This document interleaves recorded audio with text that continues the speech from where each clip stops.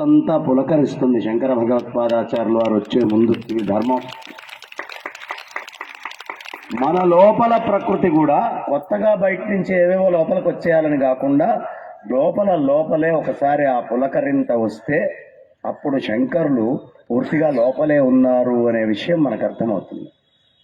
కాబట్టి అక్కడ శంకరులకు అర్చన, చండీ యాగం ఈ రెండు జరిగేటటువంటి సమయంలో చక్కగా పిల్లలు అనేకమైనటువంటి శ్లోకాలైతేనేంటి, ఇంకా కీర్తనలైతేనేంటి, అట్లాగే గోవు గురించి అయితేనేమిటి ఒక కీర్తన, చక్కగా ఏదైతే వైదిక వాంగ్మయానికి మూలమైనటువంటి ఉన్నాయో అవన్నీ అక్కడ కూర్చొని అప్పుడొకటి చప్పున చేసుకుంటూ అడుగులు ముందరికి వేద్దాం.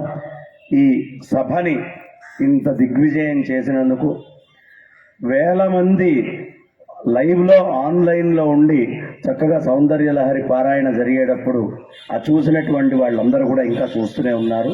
వాళ్ళు ఎక్కడో ఉన్నా ఎక్కడో లేరు, వాళ్ళందరూ కాశీలోనే ఉన్నారు.